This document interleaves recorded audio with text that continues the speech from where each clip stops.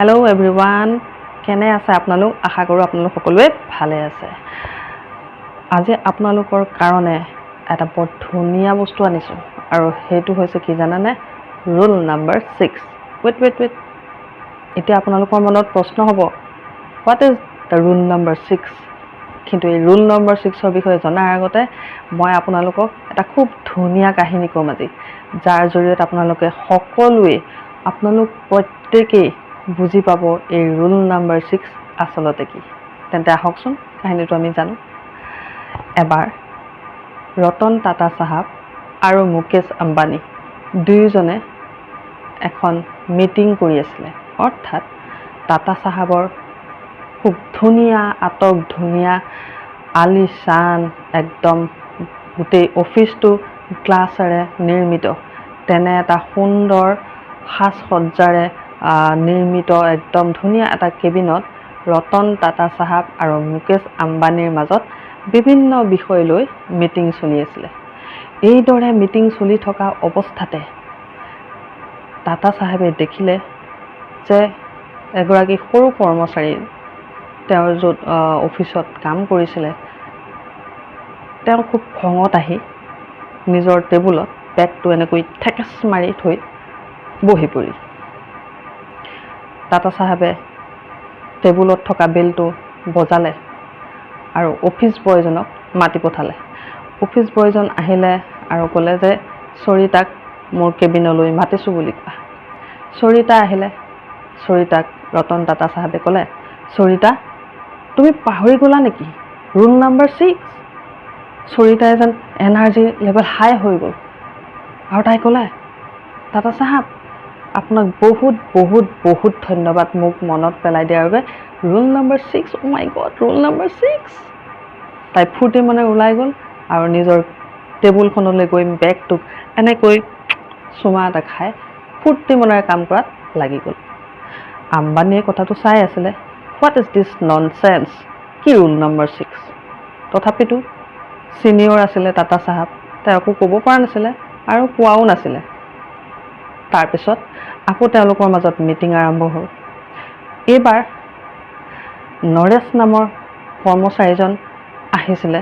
টাটা চাহাবে দেখিছিলে যে সি খুব উদাসীন হৈ পেলাই তাৰ টেবুলত বহি আছিলে। টাটা চাহাবে নৰেশক এবাৰ মাতি পঠালে কেবিনলৈ। নৰেশ আহিলে। নৰেশক ক'লে, নৰেশ, তুমি পাহৰি গ'লা নেকি ৰুল নাম্বাৰ 6? নৰেশে যেন একেবাৰে কিবা এটা ঘূৰাই পোৱা যেন পালে। নৰেশে টাটা চাহাবক ক'লে, thank you very much Tata চাহাব, rule number 6, oh' my god, rule number 6। সি পুনৰ ফূৰ্তি মনেৰে কাম কৰাত লাগি গ'ল। এইবাৰো মুকেশ আম্বানীয়ে চাই আছিলে যে আচলতে ঘটনাটো কি হৈ আছে। তেওঁ একো নকৈ পুনৰ আকৌ মিটিং কৰাত লাগি গ'ল। এইবাৰ মনোজ নামৰ কৰ্মচাৰীজন আহিলে। টাটা চাহাবে দেখি আছিলে যে মনোজে লগৰ কৰ্মচাৰীজনৰ লগত কাজিয়াত লিপ্ত হৈছে দেখোন। টাটা চাহাবে এবাৰ মনোজকো মাতি পঠালে কেবিনলৈ আৰু মনোজক ক'লে, মনোজ, তুমি পাহৰি গ'লা নেকি ৰুল নাম্বাৰ 6? মনোজে তৎক্ষণাতে থেংক ইউ টাটা চাহাব, আপুনি মোক মনত পেলাই দিয়াৰ বাবে আপোনাক বহুত ধন্যবাদ। Rule number 6, oh' my god, rule number 6। এইবুলি মনোজ টাটা চাহাবৰ কেবিনৰ পৰা ওলাই গৈ লগৰ কৰ্মচাৰীজনক সাৱটি ধৰিলে আৰু চৰি ক'লে, আই এম ছ' চৰি ভাই, মোক মাফ কৰি দিয়া, আৰু আপোন মনে কামত লাগি গ'ল।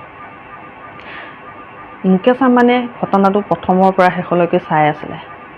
কিন্তু এইবাৰ মুকেশ আম্বানীয়ে মাত মাতিলে, ৰ'ব টাটা চাহাব, আজি আমাৰ এই মিটিংখন এইখিনিতে সমাপ্তি ঘটালোঁ। কিন্তু মোক এটা কথা বুজাই দিয়কচোন, এই ৰুল নম্বৰ 6নো কি? আপুনি যে এই 3জন কৰ্মচাৰীক মাতি ৰুল নম্বৰ 6ৰ কথা বাৰে প্ৰতি কৈ আছে, আচলতে এই ৰুল নম্বৰ 6 কি নে যিয়ে তেওঁলোকে এটিটিউড সলনি কৰি দিলে? তেতিয়া টাটা চাহাবে মুকেশ আম্বানীক ক'লে, মই তোমাক একদম সৰল ভাষাত বুজাই দিব খুজিছোঁ এই ৰুল নম্বৰ 6নো কি। ৰুল নম্বৰ 6ৰ অৰ্থ হ'ল ডোণ্ট টেক লাইফ ছ' চিৰিয়াছলি। য়েছ, আমি আমাৰ লাইফটো চিৰিয়াছ কৰি পেলাওঁ। আমি আমাৰ লাইফটো চিৰিয়াছলি নহয়, চিনচিয়াৰলিহে জীয়াই থাকিবলৈ শিকিব লাগে। চ' আপোনালোকে প্ৰত্যেকেই মনত ৰাখিব, যিকোনো মুহূৰ্তত যিকোনো ছিটুৱেশ্যনত যদি আপোনালোকে পৰে, তেতিয়া এই ৰুল নম্বৰ 6 সদায় মনত পেলাব। ই আপোনাক জীৱনটো সুন্দৰভাৱে আগুৱাই লৈ যোৱাত সহায় কৰিব। মই আশা কৰিলোঁ আপোনালোক প্ৰত্যেকেই এই ৰুল নম্বৰ 6 নিজৰ নিজৰ লাইফত ফ'ল' কৰিব। ধন্যবাদ। ভিডিঅ'টো যদি ভাল লাগিলে লাইক কৰিব, শ্বেয়াৰ এটা কৰি দিব, আৰু যিসকলে মোৰ চেনেলটো এতিয়ালৈকে ছাবস্ক্ৰাইব কৰা নাই, ছাবস্ক্ৰাইব কৰি দিব, যাতে মই আপোনালোকৰ কাৰণে ধুনীয়া ধুনীয়া কাহিনী, মটিভেশ্যনেল ষ্টৰিজ আৰু বিভিন্ন ধৰণৰ ভাল ভাল কণ্টেণ্ট আপোনালোকৰ মাজলৈ এনেদৰে আনি থাকিব পাৰোঁ। ধন্যবাদ।